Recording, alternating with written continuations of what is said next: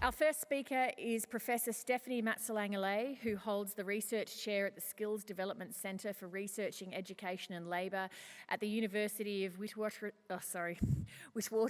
South Africa.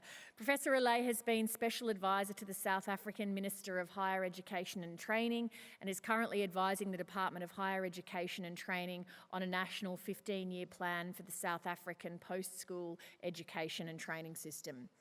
Professor Allais' presentation considers the role of technical and vocational education in a world in which divergence of working and living conditions is growing, the nature of work is changing, and education levels are rising. She'll be primarily drawing on experience from African countries. Please make her welcome.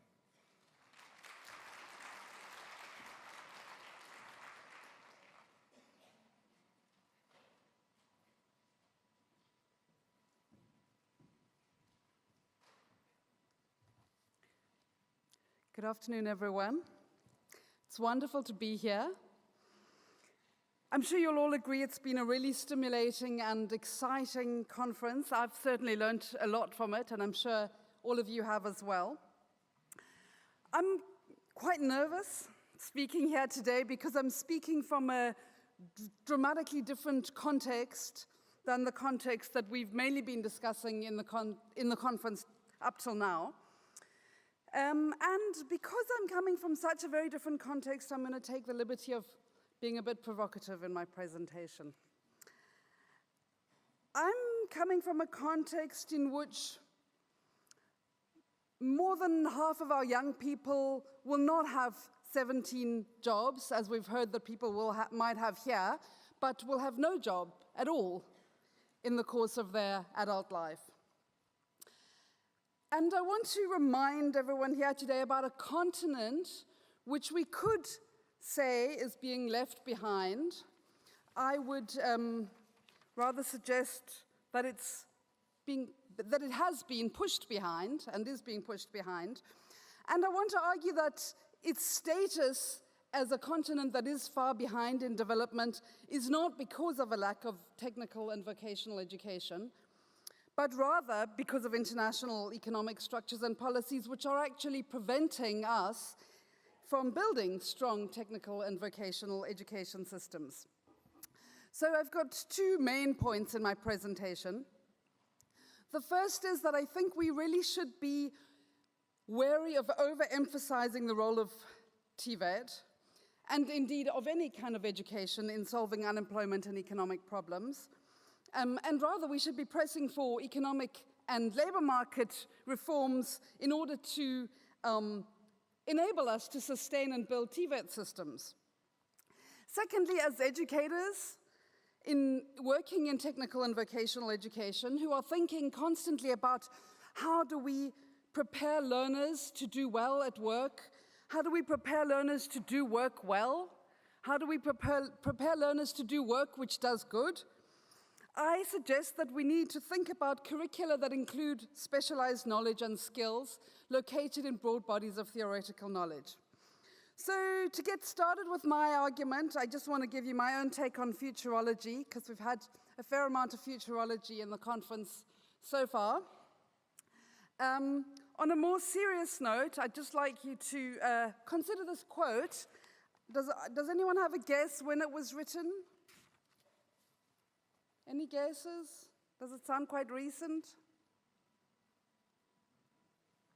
That was John Dewey in 1899. And I just think it's important that we should remind ourselves that for the past 300 years, people have been complaining that education doesn't change fast enough.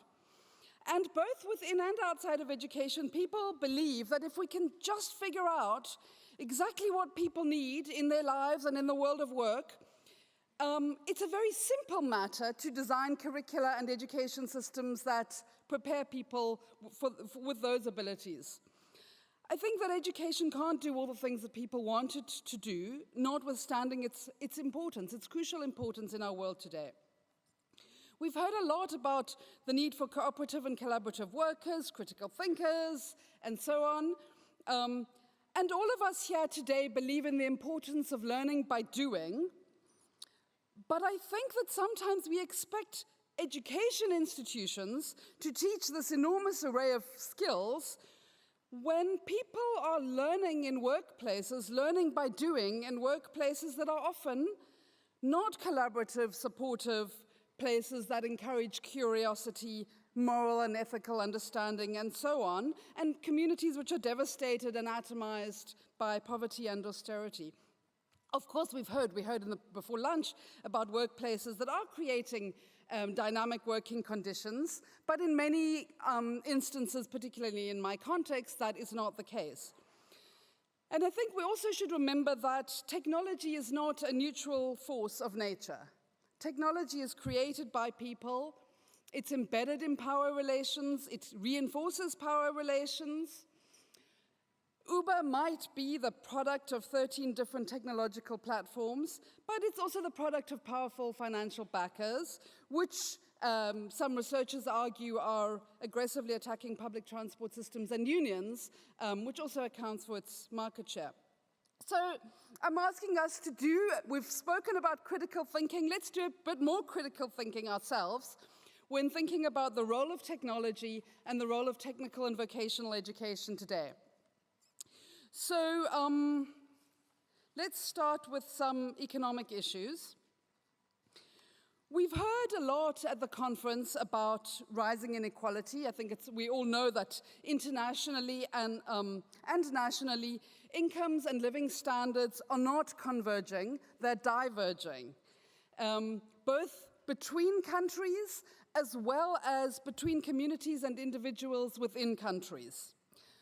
Can education prevent this divergence? In fact, education levels are converging. Rising education levels are the most consistent secular international trend today. And this trend seems to be both inexorable and self-reinforcing and vastly outstripping changes in the requirements of most workplaces.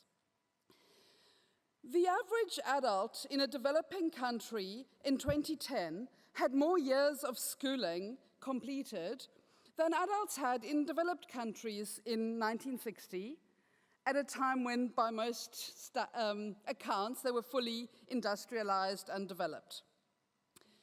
So what's the role of TVET in this context? We all know that in many countries there's a demand for skills in the economy, but there's a lack of provision from the education system of the skills that are required, or when there is provision, there's a lack of enrollment from the population. It turns out that the relationships between industrialization, economic development, state formation, and the development of strong vocational education systems are really complex. Education and training systems are shaped by and are not separable from political and economic arrangements and systems. So I want to share with you some examples from the African context, and really what I want to share with you is how they provide very stark insights into how technical and vocational education can get trapped in negative cycles of low status and low quality. My research is specifically focused on skill formation systems in Ethiopia, Ghana, and South Africa. Do we have anyone here from any of those countries? No Ghanaians, Ethiopians, South Africans? Okay. The term skill formation system refers to national education and training systems, both in terms of how relationships between the education system itself, in other words, how different parts and different levels of the education and training system shape each other, as well as how the education and training system as a whole interacts with international and national labor markets and economies. And I prefer this term or this lens to just looking at TVET, because it's very hard to look at TVET in a comparative way, because technical and vocational education is not a single thing across different countries. It's not really comparable, either in terms of institutions that are providing education or in terms of its role in the economy. Okay, so 3 very different countries, really different economies, really different histories, really different contexts, But in spite of substantial differences between them, there are some similar patterns in terms of their skill formation systems. All three countries have historically and to date a very strong pattern of favoring general education, academic education, through an elite education system with very few formal educational alternatives for those who don't succeed in the elite academic education system. And in all three countries, vocational education is very small, with, in the main, a remedial role historically. Now, of course, governments and role players are trying really hard to reform it, and there are successes, there are examples of amazing practice, both in companies and in institutions, but little systemic change to date. So, why is this the case? Well, here you see from South Africa, throughput rate from initial enrollment in primary school through to university undergraduate graduation within 6 years of completing high school. So you see a very steep slope from primary school enrollment to university graduation. The other two countries in my study display an even steeper gradient. Now, you might expect that this very steep gradient should create a great opportunity for building alternatives, for building technical and vocational education systems. But what it seems to do instead is aggravate the marginal position of technical and vocational education. And that's from South Africa, and this has really been reinforced over time. So we heard yesterday that there's more TAFE enrollments in Australia than university enrollments. Our college enrollments are a fraction of our university enrollments. In fact, this picture makes them look more than they are. So to try and explain a little bit of why this is the case, I'm going to take us back in history a bit. Obviously with a very broad brushstroke.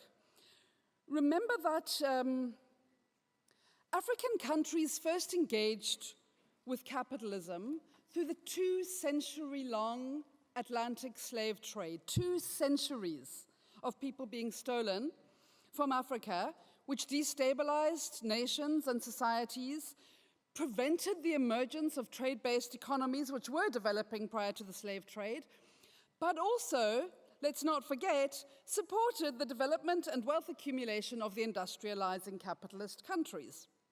Now, the colonial period followed almost immediately after the end of the slave trade. So these are already destabilized, weakened nations, further destabilized by colonialism. Local industries were aggressively destroyed. And it was in this context that formal education was introduced as part of a project of cultural domination and religious conversion, as well as training for administrations, small administrations, which were based on resource extraction. So the pattern of education provision, which was established very early on, was mass basic primary education, very small specialized secondary schools focused on training for administrative service, which I think we can't really call public service at that time. It wasn't serving the publics. Shortly after independence, there was a brief period of economic development and educational expansion, and the newly independent governments of many African countries tried really hard to build vocational education as an alternative to academic secondary education. But they did not succeed in changing the perception both of employers, which in the main were the administrative services, and of families that general schooling was preferable. Then, in the 1980s, African countries were hit by structural adjustment programs, which prevented investment in social services and enforced fee-based systems for everything except the absolute most basic services. And during the structural adjustment period, the World Bank and other international agencies strongly advocated against building vocational education in African countries. So the dominant consensus from these agencies was building primary school education. They argued that elites should self-finance higher education because higher education only benefits elites, that's what they argued, and that industry would drive the provision of vocational education to meet its own needs. Well, of course, it didn't happen. And since the 2000s, there's a very strong emphasis from the donor agencies, again, on TVET and skills development. And again, it's proving very hard to build systems in practice. What we see consistently in the 3 countries in my study is that graduates have labor market outcomes that are dramatically better, not marginally better, not slightly better than non-graduates in all 3 countries. And the difference between graduate and non-graduate labor market outcomes is it's a dramatically bigger gap than what it is in most wealthy countries. So there's an incredibly strong dichotomy between the small groups of people who earn high wages, have high skills, and have job security, and the large percentage of the workforce or potential workforce who either have to be available for a range of precarious short-term jobs or are engaged in survivalist enterprises or subsistence agriculture, or in South Africa, who survive on minuscule state welfare payments.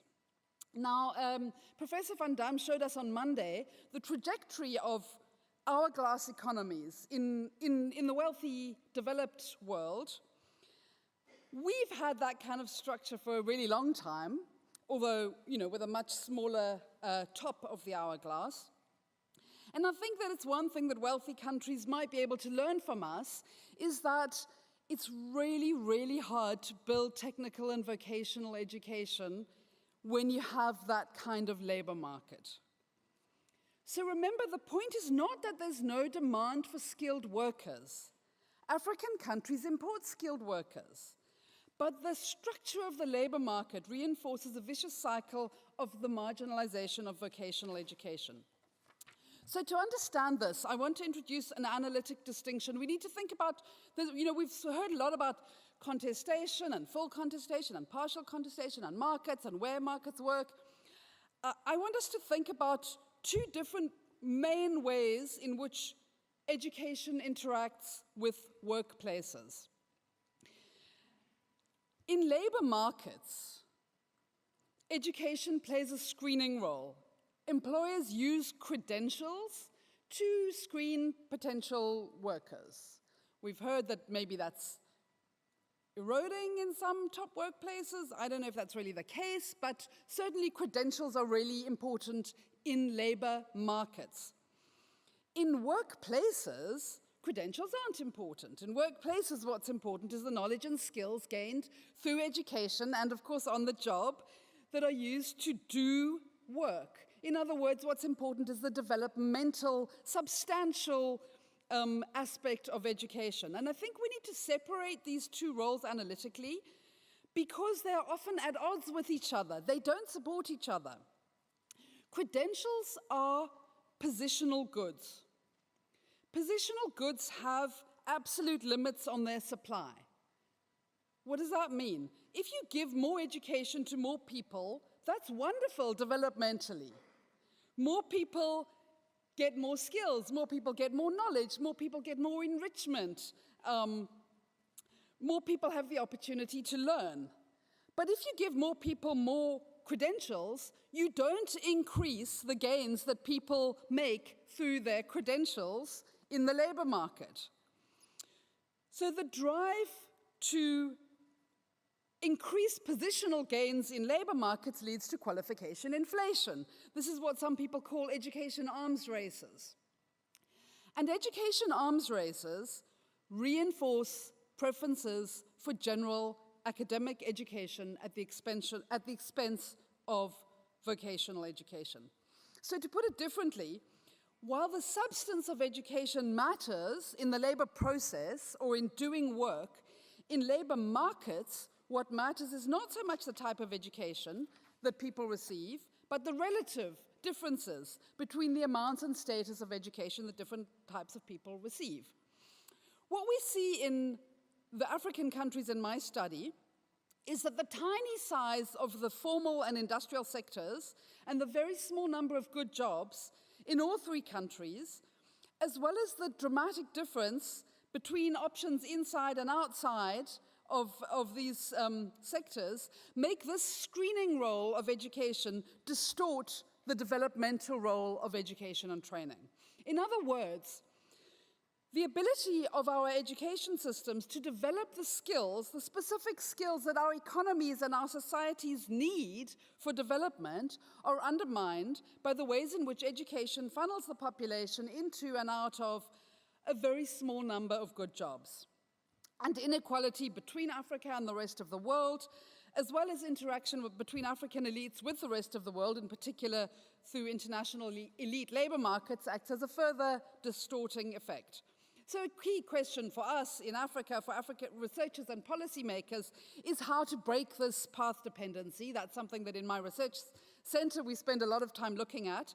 In the case of TVET, in my analysis, the best possibilities seem to be in Ethiopia, which is a very rapidly industrializing economy. But we need to remember that historically and globally, only a very small set of countries have built vocational education systems that have attracted the majority or even reasonably large percentages of upper secondary students or initial tertiary education students, and which have been widely supported by industry. So in the wealthy capitalist world, successful upper secondary vocational education developed in countries with extensive coordination and cooperation between government, industry, trade unions, and education institutions, as well as with redistribution of wealth and public provision of social services, including education, including vocational education, but also including health and ECD, early childcare, and so on. Outside of the wealthy industrialized countries, there are examples of strong vocational education. For example, in the developmental states, the Asian tigers, where there was strong state coordination of the economy, state-led industrialization, which together with strongly coordinated state vocational education systems, which ensured that the rapidly industrializing Asian economies got the skills that their economies needed. In Latin America, for example, particularly during the import substitution industrialization phase, we saw the development of industry-led, industry-funded national institutions that provided training to the then rapidly urbanizing populations that were absorbed into the growing industrial sectors. In countries with more liberalized educational provision, more liberalized labor markets, there has been a tendency for education systems to provide really good outcomes for the top learners, but weaker outcomes for the learners who don't succeed early on. And in these contexts, young people and their families tend to favor general over vocational education, even when there is a demand for skills in the economy.